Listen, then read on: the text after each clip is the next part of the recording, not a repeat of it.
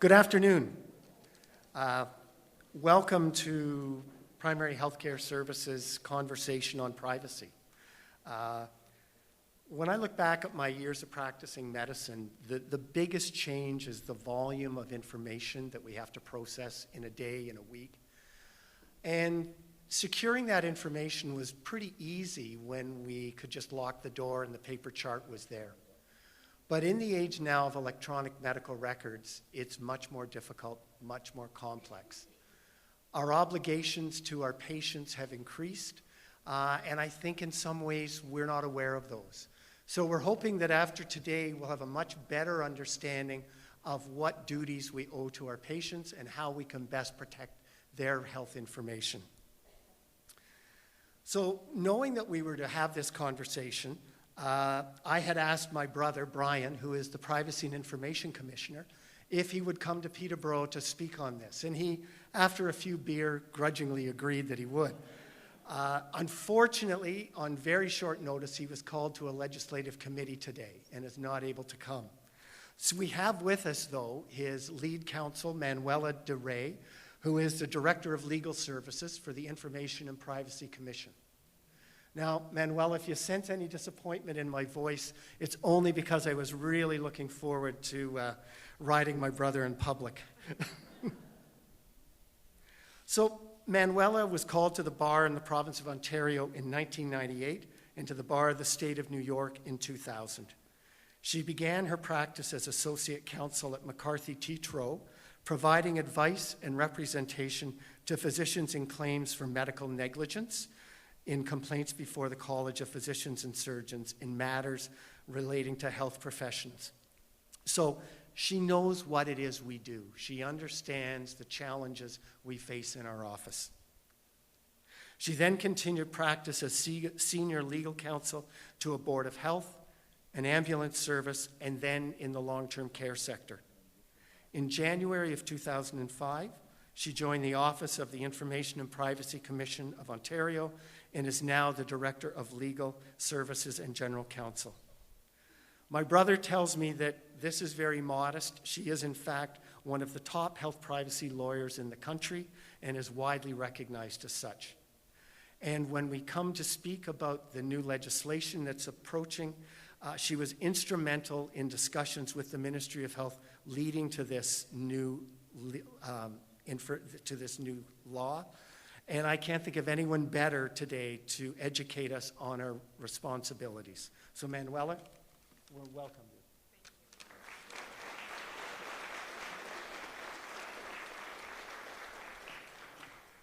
Thank you, everyone. I feel like you've all bought tickets for like Paul McCartney and Stevie Wonder, and then all of a sudden Justin Bieber shows up. So I can assure you I may not be as great as Paul McCartney or Stevie Wonder, but I can assure you also that I'm not as bad as Justin Bieber or whomever else you may dislike as a singer.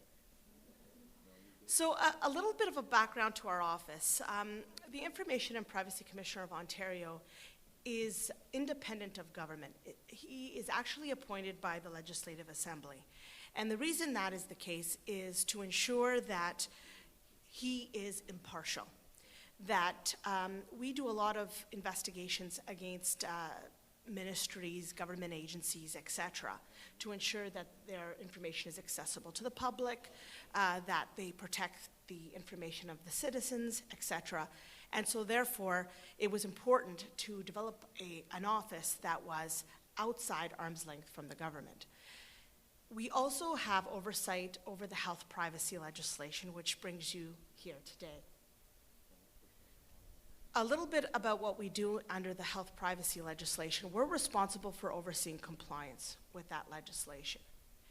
What that means is we receive complaints from the public, we conduct investigations, and we issue orders. The other thing that's important to note is that our office doesn't just have to wait for a complaint. We can commence an investigation if we have reasonable grounds to believe that there's been a contravention or will be a contravention of the health privacy legislation. The other thing that's important to note is our orders are actually as enforceable as an order of the court. So significant powers with the Office of the Information and Privacy Commissioner. This slide, every time I put it up, I feel like I'm preaching to the converted here, but personal health information, one's health information is amongst the most sensitive. And we have been embarking on an age of patient-centered care. And what that means is that more and more healthcare providers are becoming involved in the delivery of healthcare to an individual, especially in large teaching hospitals. In addition, information is becoming so much more portable. I remember when I started practice as a lawyer, I used to run a trial, and I'd have those 3 banker boxes that I'd be pulling along as associate counsel to the senior partner, and I would be praying that those boxes didn't tip over the streetcar tracks on Queen Street getting to the court. Now, that information can go on a USB key, CD, and it's easy for me to transport. Same thing in the healthcare sector. In addition, the healthcare sector is embarking on digitization of personal health information. Electronic medical records. That's how we started. Now we're moving into shared systems where we share information amongst a range of healthcare providers, not necessarily just those in our office. And then we are embarking on the provincial electronic health record, which would provide access to all healthcare providers in the province of Ontario. So with electronic health records comes great promise. The promise that we're going to improve the effective and efficient delivery of healthcare. It also comes with the promise that this information is going to be accessible when we need it for the patient, that it might be easier to read. I remember when I was doing medical malpractice trials, I got better and better reading a doctor's notes, but it was very difficult. These are accessible now. They're easy to store. And actually, they have the potential to promote privacy and to protect privacy. When someone wanted to go look into a paper record, how would we know they've ever looked at it? Whereas with electronic records, we have audit logs, encryption, etc. So the potential is for even increased privacy. However, there is a peril. If we don't take privacy into consideration, electronic records pose unique risks to individuals. It makes it easier to remove this information from a secure location, the doctor's office, the hospital, the CCAC, the Board of Health, and transfer it to a potentially unsecure location like someone's home. It also increases the risk of hackers. All this is like a treasure trove for hackers, all this health information congregated in one place. But what it also increases is the risks that people who are authorized to look at health information look at it for unauthorized purposes. And that has been something that's been in the media quite a bit in the last year. So I would like to talk about some of the potential causes of privacy breaches that we have seen. What are the most common causes? The first is when there's a transition from paper records to electronic records. We found that during this time of transition, these records are at increased risk. Why? Well, because you're duplicating the records. There's a paper copy, there's an electronic copy. People may not be fully trained in the system. You may be turning on a system, and hopefully this is not the case, but we've seen it quite frequently. You turn on the system with not all the security functionality turned on. Also, when you're converting these records, you have a number of people looking into these records to make sure that they're being converted properly, accuracy, quality checks, so the greater number of hands on the records increases the risk of privacy breaches. To help the sector out, we developed a practical tool for the transition from paper-based to electronic records with a chief medical information officer. And we hope that it would provide some best practices in terms of education, policies and procedures, etc., for transitioning to electronic records. All the documents I'll be referencing today are readily available on our website. The other thing that is becoming increasingly common is that it's no more electronic medical record systems within your specific office or your specific location. Increasingly, you're being asked to participate in shared systems, whether that be one of the regional sharing initiatives, Connecting GTA, CNEO, CSWO. It could be OLIS, the Ontario Lab Information System, DIPACs, etc. And the challenge in those shared systems is that no one healthcare provider has sole custody and control of that information. Therefore, accountability and responsibility for ensuring the privacy and security of that information is shared by everyone who's participating in this system. Because of that, there's often a lack of clarity as to what everybody's roles and responsibilities are in these shared systems. And this poses unique challenges to privacy. For example, if someone wants information, if a patient wants information in the system, who do they go to get access? Do they have to go to every single healthcare provider who's been putting information into the system to see if their information, that they created their information? We hope not, but these are some of the challenges. If a patient wants to implement a lockbox, for example, where do they go? These are some of the challenges. So what our office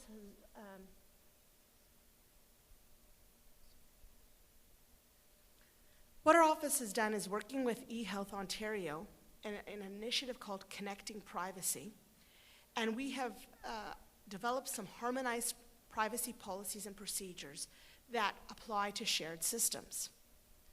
And what we have found is these are important to set out what the roles and responsibilities of everyone participating in the system is, what their duties and obligations are, because in a shared system, you're only as strong as your weakest link. So you have to make sure that everyone follows at least a minimum privacy and security standard.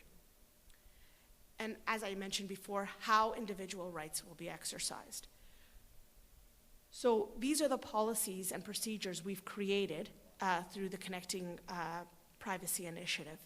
And you will be seeing these rolled out if you are starting to be asked to participate in some of the shared systems, especially the regional ones, Connecting GTA, CNEO, and CSWO. Now, I received some questions by email, and because they didn't neatly fit into my presentation, I'm going to digress a little bit to address questions about health links. So it appears that there's been some lack of clarity about how information can be collected, used, and disclosed in health links. There's some confusion. And in one respect, particularly because the questions seem to be a target at this, is sharing information with non-health information custodians. Okay, so what I can say about that is, first of all, if you're going to share information with a non-health information custodian, you need express consent of the patient, or the sharing of the information has to be permitted by privacy legislation. So assuming that there's no permitted disclosure, which in 99.9% of the cases that I've seen from my experience in health links would not fall in there, you need the express consent of the patient. It's also important to note that a non-health information custodian cannot become a health information custodian by saying, I'm willing to comply with PHIPAA. A non-health information custodian can never be a health information custodian by agreeing to comply with PHIPAA.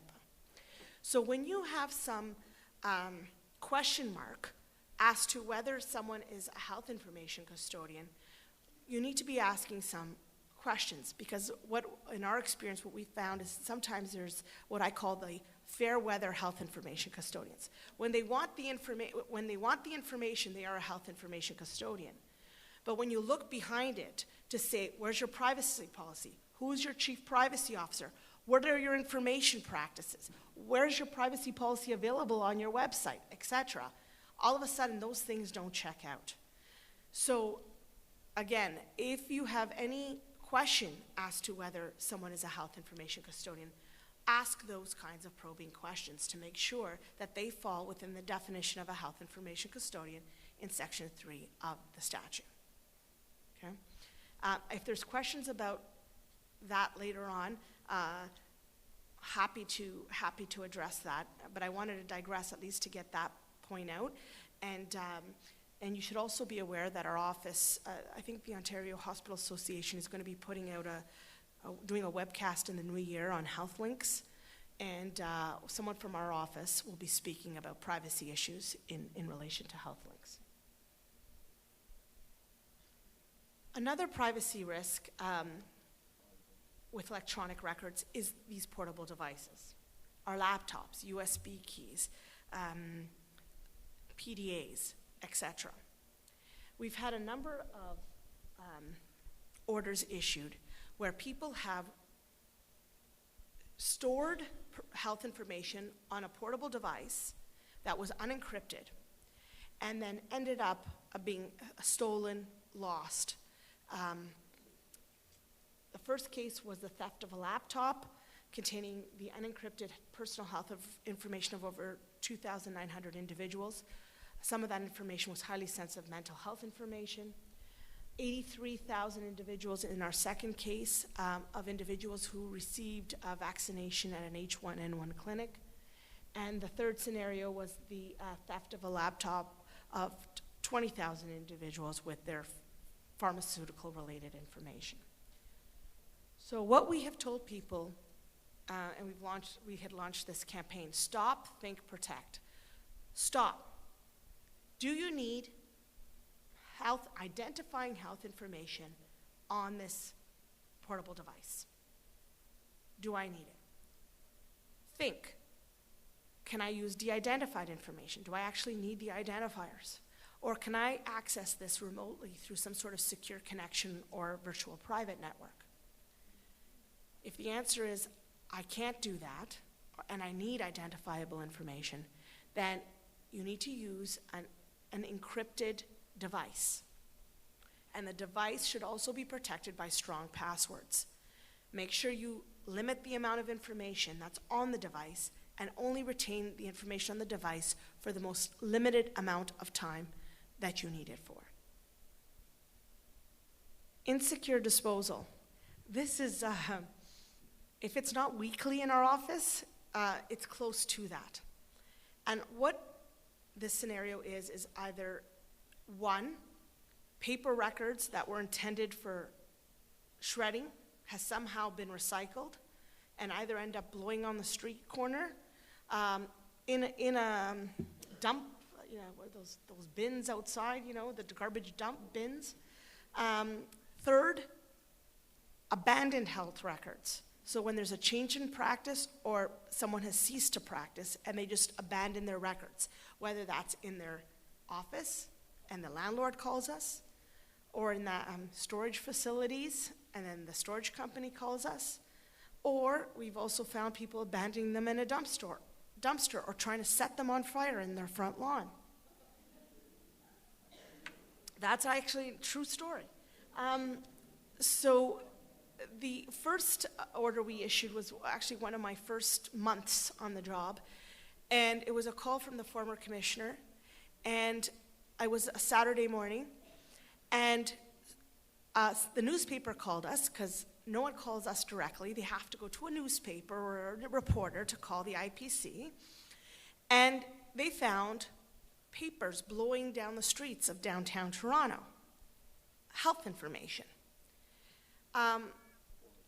It was very, at first when I get this call, it's kind of like, are you kidding me?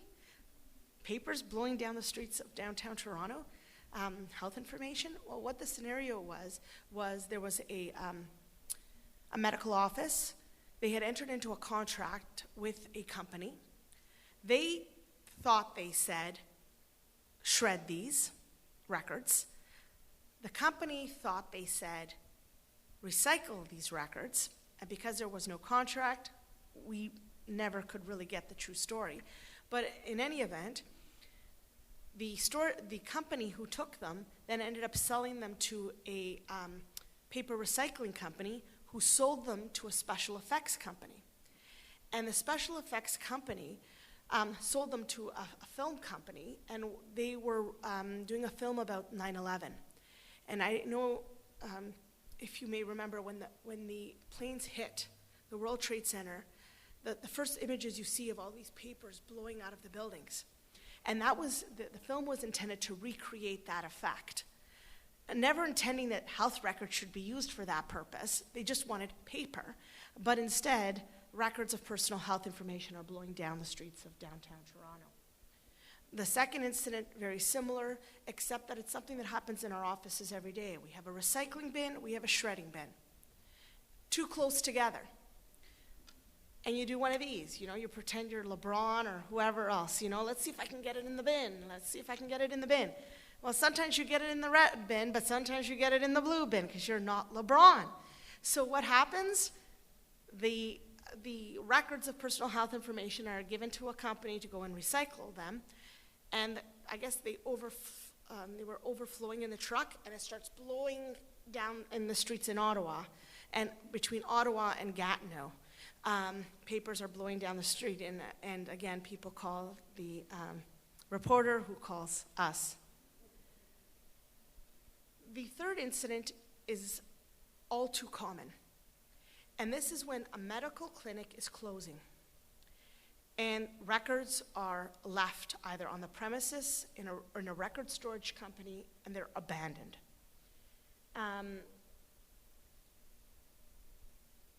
We recommend, first of all, when you're disposing of records, if they're paper records, shred them, preferably cross-cut, but shred them. If it's electronic media, you could either physically destroy the media, take a hammer to make sure, or if reuse is preferred, ensure that the device is wiped appropriately, using appropriate wiping software. Plan for a change in practice or a cessation of practice. So if you're working in a group practice, who is the health information custodian of these records? What happens if the partnership or the practice dissolves? Who's responsible for these records to ensure they're securely stored? And this happens quite frequently, we have one healthcare professional calls us saying, Dr. So-and-so or dental hygienist so-and-so is walking out with our records and they're ours. Whose records are these? Make sure that there's an agreement clearly setting out who is the health information custodian of the records, or who are the health information custodians of the records, and what must be done with these records if there is a change in practice. If you yourself are ceasing to practice, make sure that these records are placed in a secure location so patients can get access to these records.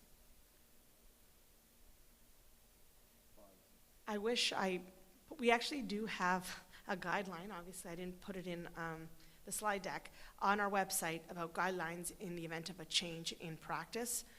So I would encourage you to look at those.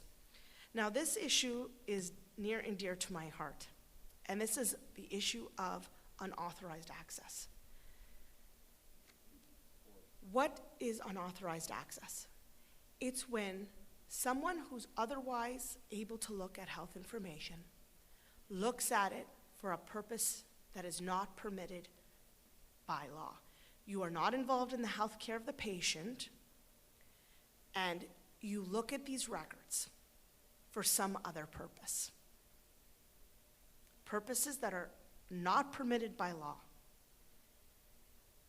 It's also important to note, and we've been asked to continually emphasize this, looking at the information alone that you have no business looking at, regardless of whether you do anything with it, regardless of whether you photocopy it, regardless of whether you write it down, regardless of whether you tell someone else about it, the act of viewing on its own is an unauthorized access when you are not involved in the health care of the delivery of the patient or assisting in the provision of that health care, or where you're not otherwise permitted to look at that information.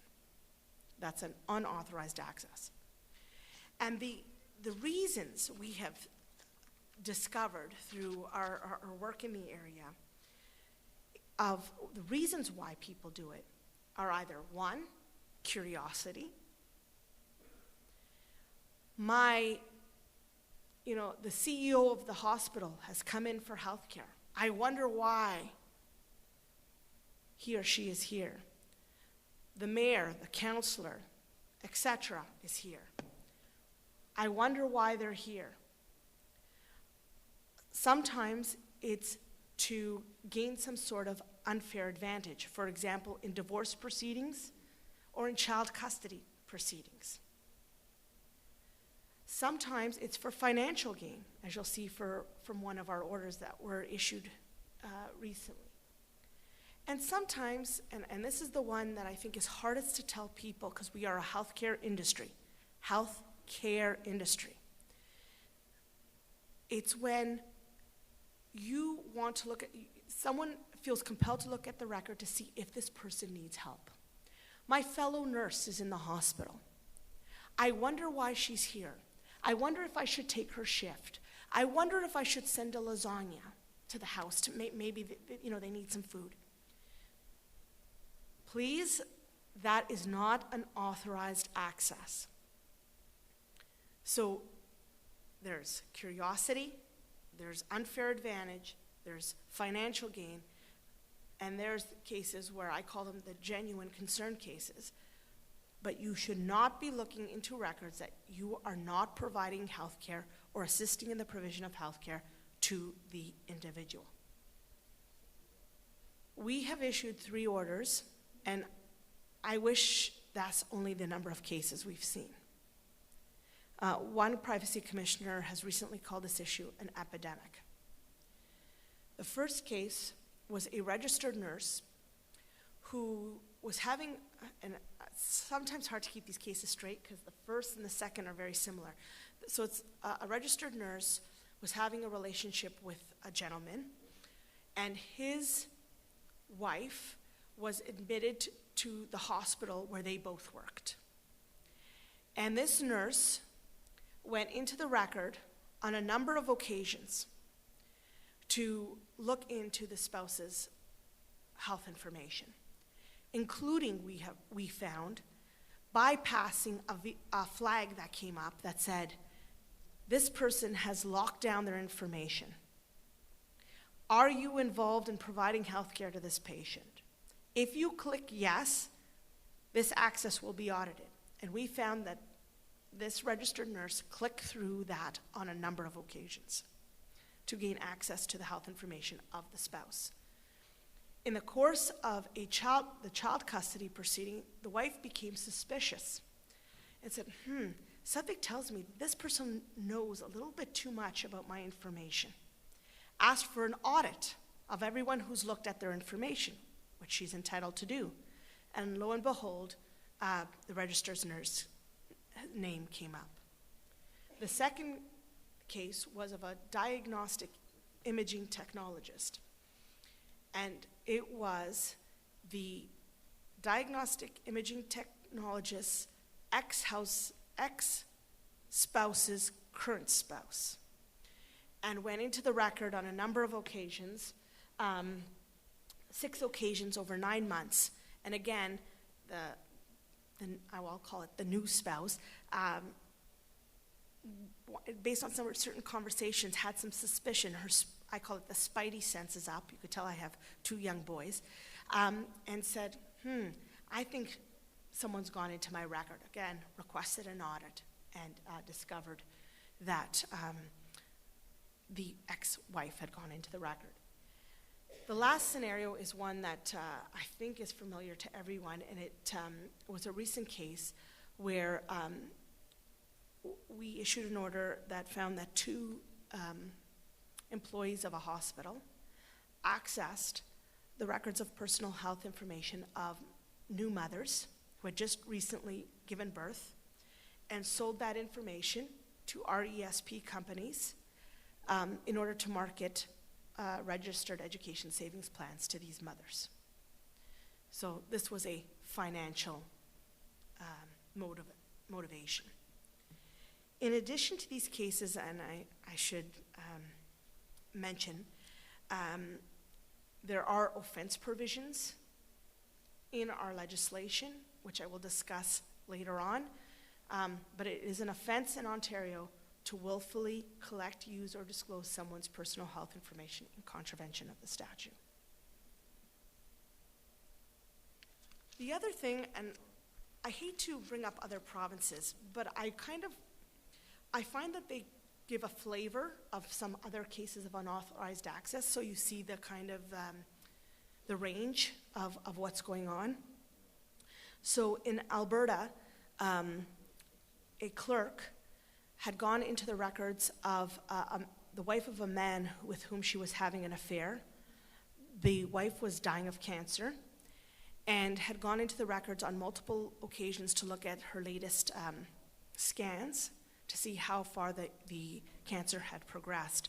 The prosecutor, because this woman was charged with an offense, called it a death watch over the wife. In addition, in Alberta, there was a physician who used the provincial electronic health record to look at information of their current partner's former spouse and the former spouse's mother, father, and relatives. And how did this physician do that? And this is, I think, an important case to bring out because I think we do this every day, which is this physician went in using the account of colleagues who failed to log out of the system. So when an access request was made for everyone who accessed the records of this individual, all these other physicians, nurses, and other healthcare providers were dragged into this investigation by the Information and Privacy Commissioner of Alberta because they had failed to log out of the system, and their colleague, seeing that, used their access rights to go look into the information of the former husband and his family. Another pharmacist went into the provincial health record, and she was having a dispute with other members of her congregation, and she went in there and she looked at the information of a number of these women with whom she was having a dispute and posted the prescription information of a number of these women on Facebook.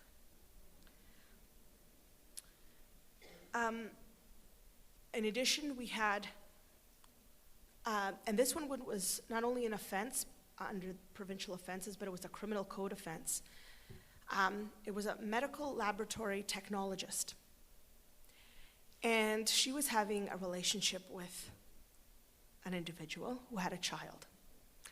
And the mother of that child said, "Ooh, there's a dog in this household, and I'm worried that my child is allergic to that dog, and so therefore I don't want them to have visitation with this child at that house." So a blood test was ordered to determine whether the child had allergies to the dog. So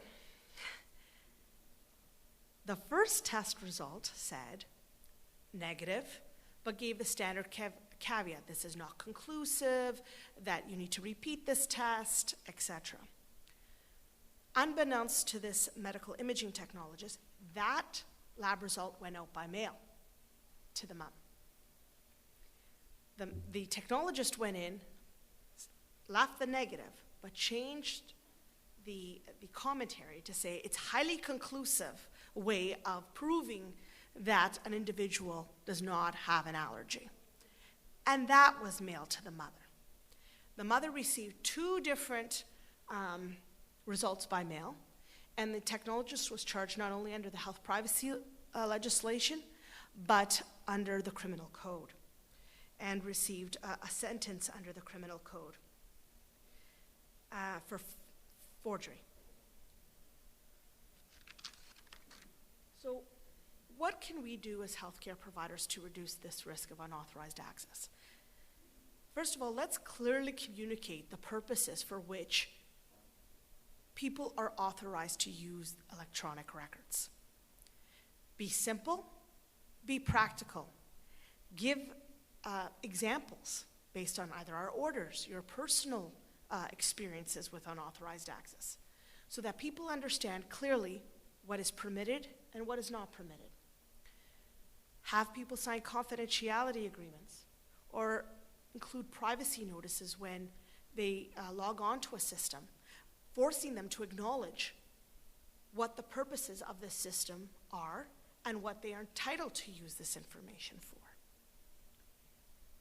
If you suspect someone has accessed health information in an unauthorized manner, pending the investigation, immediately terminate access to the system to prevent further breaches.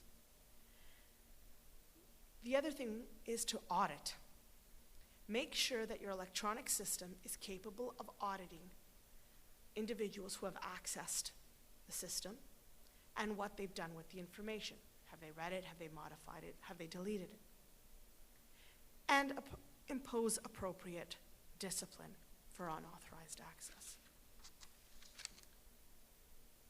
Because of the number of cases of unauthorized access, in January of this year, we produced another guidance document, Detecting and Deterring Unauthorized Access, again available on our website, for you to begin to see some of the best practices in the area. Why is this all so important? Well, obviously it's important for the individual, because their information can cause discrimination, stigmatization, economic or psychological harm. Also, there's been a number of studies to suggest that if patients don't believe that we can be trusted with their health information system, they may either withhold the information that they provide to you or begin to falsify the information they provide in order to protect their privacy. And why should we care as healthcare providers? We should care because, first of all, this impacts on the safe and effective delivery of healthcare to the patients. But in addition, health information is basically the lifeblood of the health sector. We use it for planning, we use it for evaluation, we use it for research. If that information is not accurate, how accurate can our planning and research be?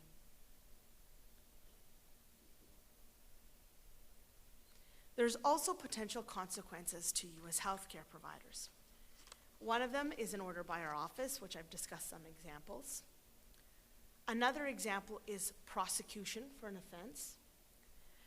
There are also a number of actions being brought by patients for breaches of their privacy, as well as there's discipline by employer, and for those who are regulated health professionals, discipline by your regulatory body.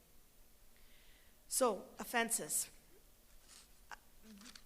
As I said before, there's an offense for willfully collecting, using, or disclosing information in contravention of the statute. The Attorney General of Ontario is responsible for prosecution. And on conviction, an individual is liable to a fine of $50,000, and with the new health amendments to the health privacy legislation, that will be going up to $100,000. And for a corporation, $250,000 currently, which will be going up to $500,000. Our office has referred on 3 instances people for prosecution. In 2011, a nurse who we allege accessed over 5,000 records for unauthorized purposes. Unfortunately, that prosecution was dismissed for delay. In 2015, 3 healthcare workers were charged for accessing the information of the former mayor of the city of Toronto. And recently, another individual at a family health team was referred for a prosecution for allegedly accessing the information of hundreds of individuals. You should also be aware that anyone can refer someone for prosecution to the Attorney General, not just our office. So Our office has referred on these 3 occasions, but anyone can refer, including your employer.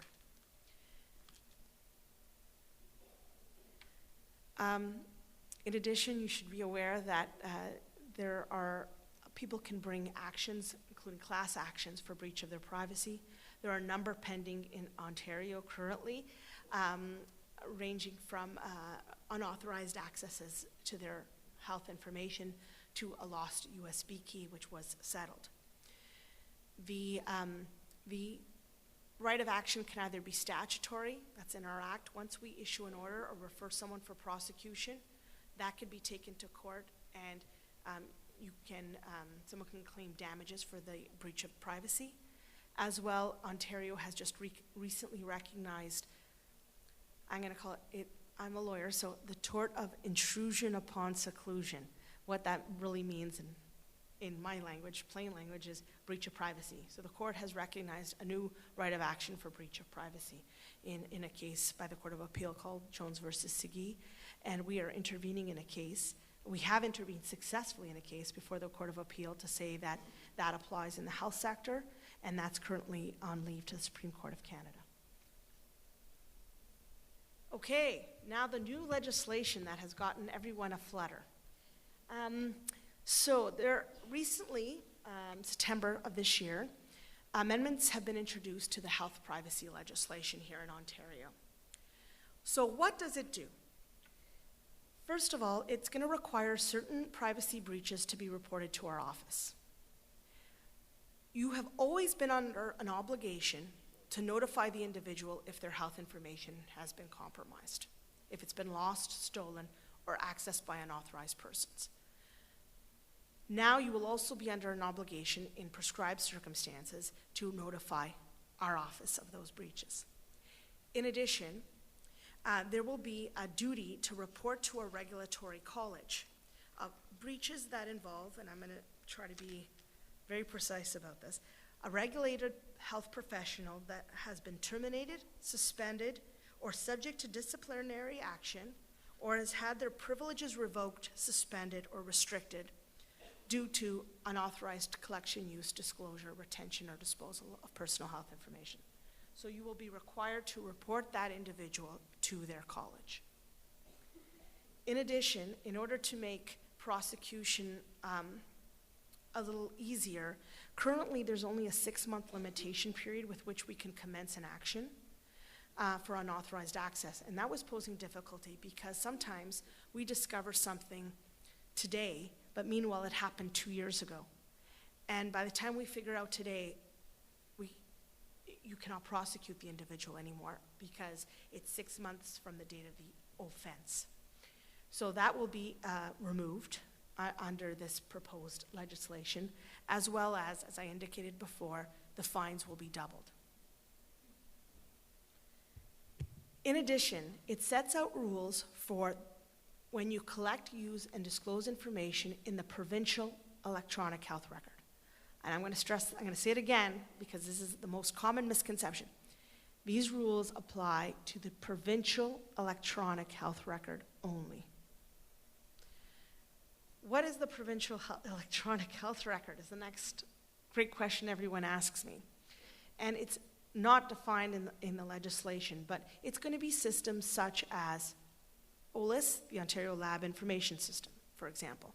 My suspicion is going to be like Panorama, the immunization database. Anything to deal with drugs, DIPACs, provincial assets, and the ministry will be coming out with some sort of communique as to what is included in the provincial electronic health record. And it establishes rules for collection, use, and disclosure in that provincial system, the purposes for which people can implement consent directives. So this is the word for the lockbox in the provincial electronic health record. They're called directives, consent directives. And it establishes a process by which people can gain access to their information in the provincial electronic health record. And I don't want to scare people because the amendments are tricky, but I wanted to kind of give a high-level overview of some of the rules for collection, use, and disclosure. In general, you're not allowed to collect information from the provincial electronic health record except for two purposes. You'll obviously guess the first. One, it's to provide or assist in the provision of health care to the individual to whom the information relates. Not to their brother, not to the individual to whom the information relates. And second, if you have reasonable grounds to believe it's necessary to eliminate or reduce a significant risk of serious bodily harm. If you collect it to provide health care, then you could use it and disclose it for any of the purposes permitted under the current law. If you collect it to prevent harm, you can only use and disclose it for that purpose. You cannot then use it and disclose it for the purpose of delivering health care, only to eliminate or reduce the harm. Individuals will also be given the right to implement a directive limiting the purposes for which their health information can be collected, used, or disclosed for healthcare purposes. These will be submitted to a prescribed organization. My gut is it's going to be eHealth Ontario. And that organization is going to be responsible for implementing that consent directive. If someone has implemented a consent directive, you can only override that. So look at the information.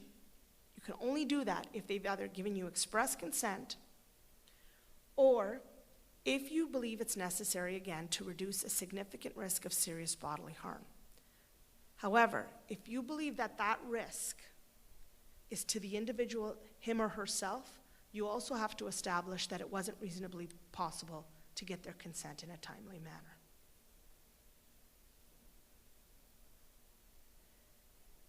If you override, you can only override it, you can only use and disclose that information for the purpose for which you overrode the consent directive. So, with the express consent of the individual or to reduce the harm. All consent overrides will be audited. Again, all consent directives will be audited. They're overrides. And notice will be immediately provided to the health information custodian, who must then notify the individual of the consent override. In certain circumstances, our office will also be notified of an override of a consent directive. Okay, I guess that was the end of my presentation. Trying to get 50 pages into something bite-sized. Now it's up to you. Whatever questions you have, I'm here to answer. So, no, there's two different duties to report. Our office will be an obligation to report to us in prescribed circumstances, and those will be prescribed in the regulation. The report to the regulatory college will be in those circumstances that I indicated, which is if someone's been terminated, suspended, or their privileges revoked or restricted.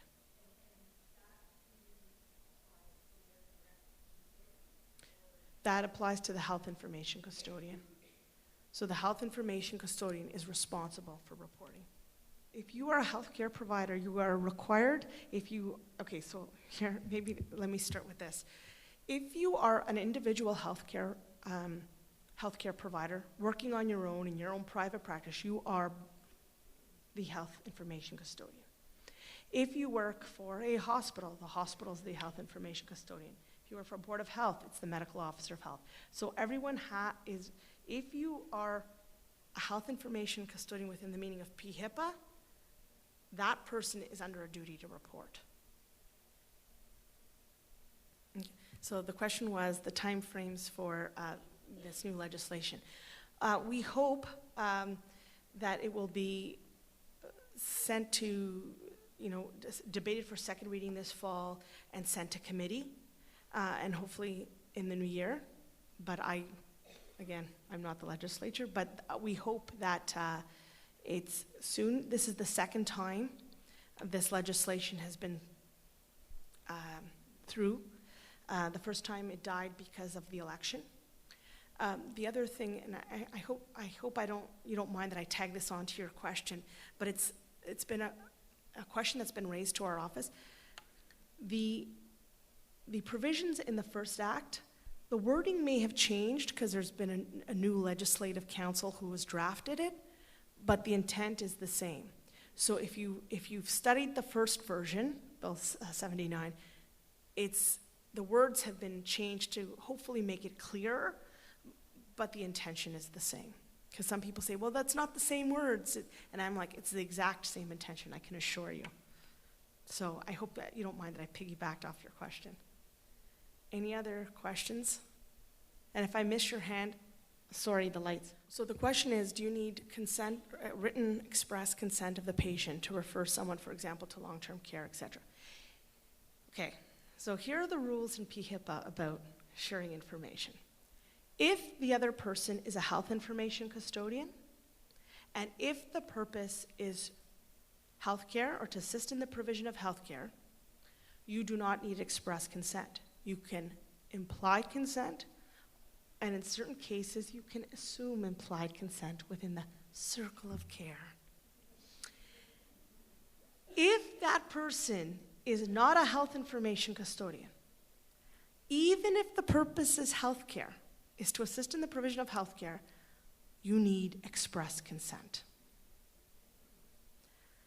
And this has been a cause of a lot of confusion. You need, at a minimum, to have a health information custodian, and the health information custodian has to be providing healthcare for you to share information based on implied consent, assumed implied consent. The other thing, and I'm going to tag onto your question too, because now I'm at liberty to do this. I've gotten permission from the woman in front of you, so now I'm going to do it all the time here. You can continue to assume implied consent to share information with other health information custodians for healthcare purposes unless the individual instructs you otherwise and expressly tells you otherwise. My husband actually sat in on one of my presentations, and obviously he said it was boring as all get out. And he says to me, you know, you keep talking about circle of care and assumed implied consent. He goes, so let me get this straight. You know how you're always bugging me? Do you love me? You never tell me you love me, da da da da. He says, look, this is going to be the new rules. You can assume that I love you until you get served with divorce papers, then you can assume I do not. So that's like assumed implied consent. Until the patient tells you otherwise, you can assume that you can share their information with another healthcare provider, another health information custodian, to provide healthcare. Let's be transparent with patients about what we're doing with their information, though. I always preface that. Give people notice in your offices, et cetera, to say, look, we share information with your healthcare providers to improve the healthcare to you. Let us know if you don't want us to. And trust me, patients, if they don't want you to share information with a certain person, make no bones about it, they will tell you. Okay, great question. Okay, so the question was, does it have to be the health information custodian who's collecting, using, or disclosing the information? Does it have to be them? No. Okay, so if you think about it this way, health information custodians frequently act through what we call agents. The hospital is a corporate body.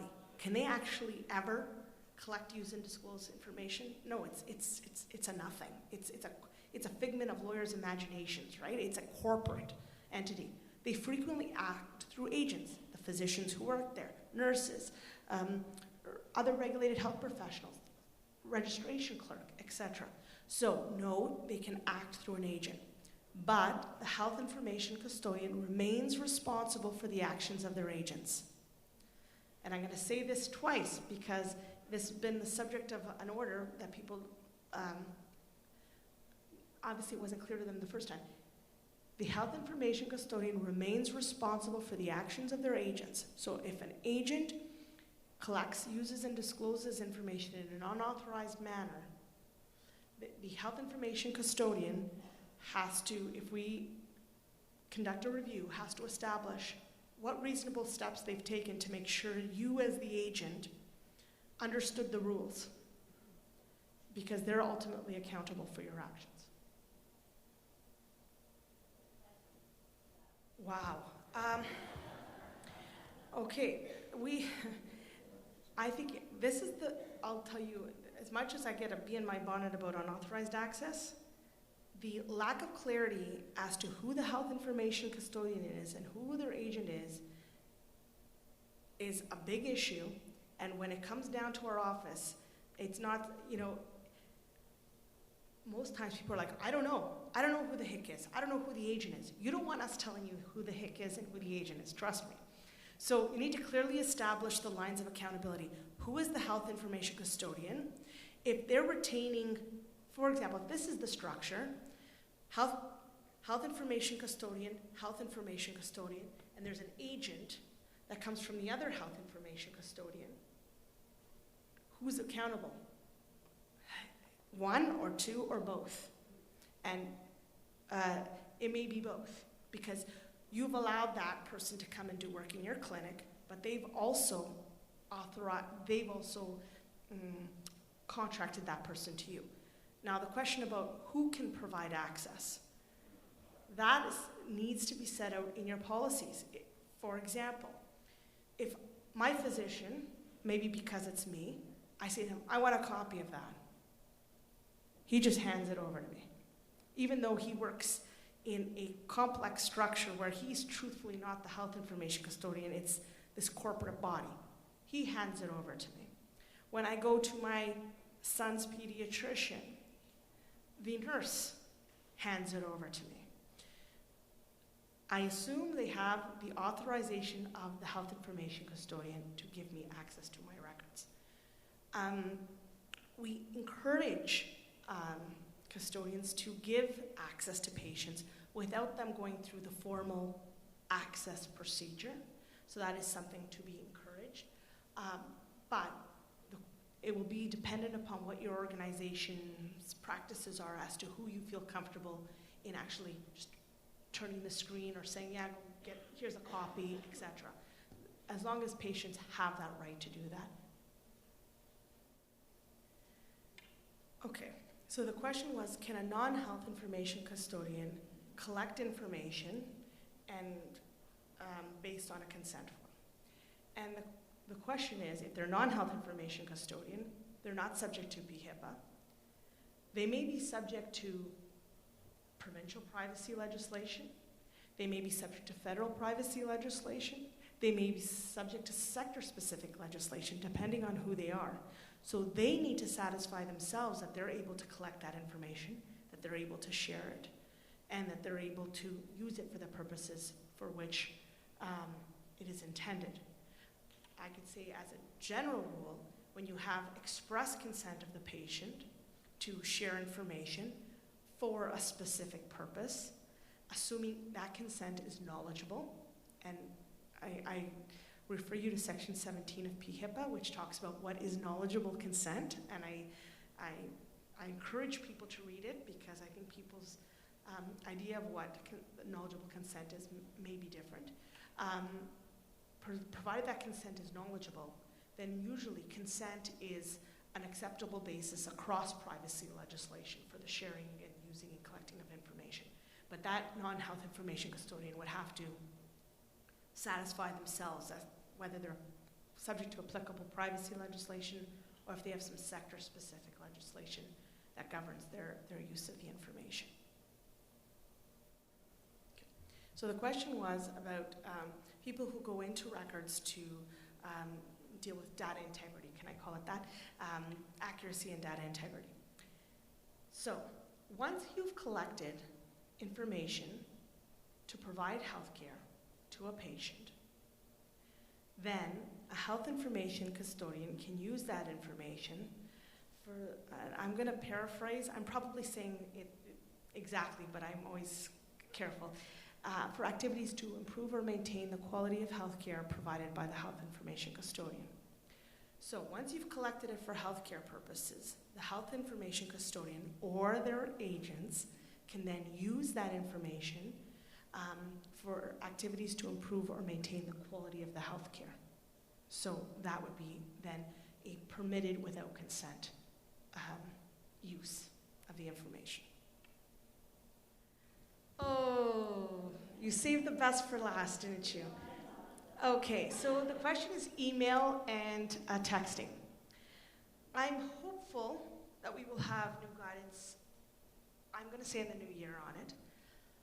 If you want my personal opinion, not speaking for the commissioner, here's what I would say and what I've told clients in the past. But I'm not allowed to give you legal advice, but let's pretend we're having a coffee. Number one, ensure that, is there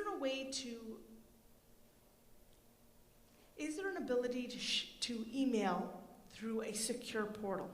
Increasingly, a number of, for example, my OB-GYN, he has a portal, and I can email him questions, and when he gets around to it, he'll email me back, and he puts this whole disclaimer that, like, you know, he's not really going to answer in my time frame, he's going to answer in his time frame, and if it's an emergency, I should go to blah, blah, blah place to go get health care. So is that option available? The other thing is, has the individual, if that's not available, and as a last resort, if this is an email communication to the patient, have they consented to that? If they have, make sure you put the minimum amount of information in there, but you need to warn them that that's not a secure method of communication. If it's a healthcare provider that you're emailing, there are a lot of secure email solutions available, including through eHealth Ontario, and we would strongly encourage you to use those secure electronic tools.